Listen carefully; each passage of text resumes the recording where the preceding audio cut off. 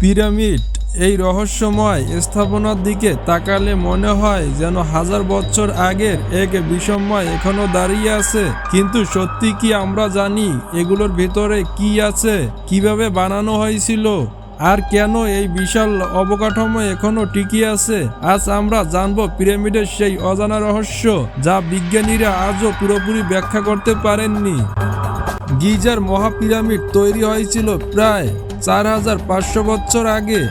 কিন্তু সবচেয়ে বড় প্রশ্ন, এত বিশাল পাথর কিভাবে উপরে তোলা হলো? অনেকে বলেন এটি ভিন গ্রহের প্রাণীদের সহায়তায় তৈরি হয়েছিল।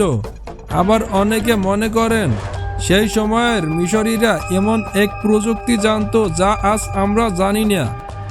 পিরামিডের ভিতরে এমন অনেক গোপন কক্ষ আছে যা এখনো রহস্য ঘেরা।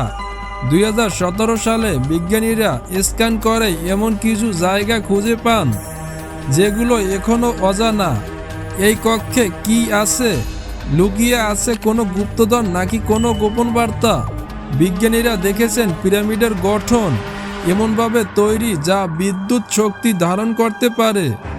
কেউ কেউ মনে করেন এটি আসলে একটি প্রাচীন শক্তির কেন্দ্র ছিল। কিছু গবেষক এমনও মনে করেন পিরামিডের ভিতরে গেলে এক অদ্ভুত অনুভব হয়। পিরামিডের অবস্থান এমনভাবে স্থাপন করা হয়েছে যা ওরিয়ন নক্ষত্রপুঞ্জের সাথে মিলে যায়। কিভাবে সেই প্রাচীন যুগে মানুষ এত নিখুঁতভাবে জ্যোতির্বিজ্ঞান জানতো? নাকি এটি ছিল কোনো ভিন গ্রহের প্রাণীদের সাহায্য? পিরামিডের উচ্চতা, কোণ এবং পরিমাপ এমনভাবে তৈরি যা গণিতের কিছু বিশেষ সংখ্যা এর সাথে মিলে যায়।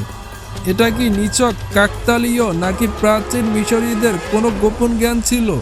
পিরামিডের রহস্য এখনো পুরোপুরি উন্মোচিত হয়নি। হয়তো ভবিষ্যতে আরও কিছু নতুন তথ্য জানতে পারবো। আপনি কি মনে করেন পিরামিড কি শুধুই এক প্রাচীন কীর্তি, নাকি এর পিছনে লুকিয়ে আছে এক বিশাল গোপন সত্য? আপনার মতামত কমেন্টে লিখুন।